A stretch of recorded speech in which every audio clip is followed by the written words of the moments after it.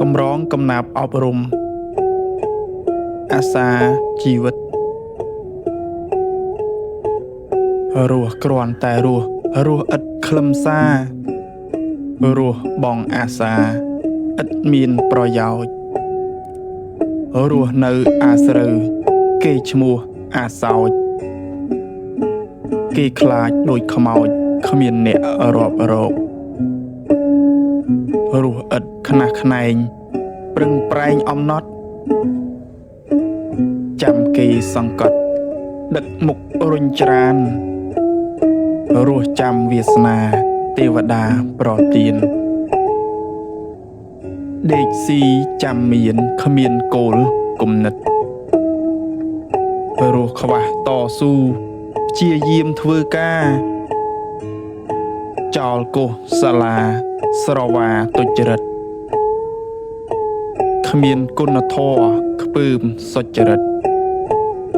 រស់នៅងងឹតឆ្ងាយភ្លើងបញ្ញា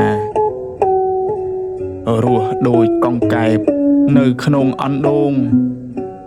វង្វេងស្លងសូនចាំថ្ងៃមរណារស់រាប់រយឆ្នាំ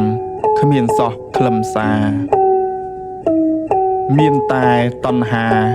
និងអវិជ្ជារស់នៅជាប់ក្នុងប្រមាទធម៌មិនខ្ចីសាងល្អធ្វើខ្លួនពីលា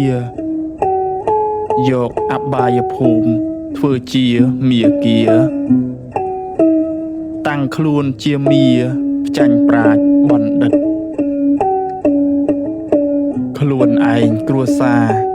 សង្គមមិនខ្វល់ធ្វើកោលាហលកិលេសរួមរិទ្ធប្រើសមត្ថភាពក្នុងផ្លូវងងឹតប្រទូស្អប់មិត្តសង្គមគ្រួសាររស់គ្មានឆន្ទៈទិសដៅជីវិតរស់កាយស្លាប់ចិត្តស្មារតីបញ្ញារស់មិនប្រតិបត្តិបញ្ចសីលាល្មើសច្បាប់រដ្ឋាធ្វើបាបឧក្រិដ្ឋ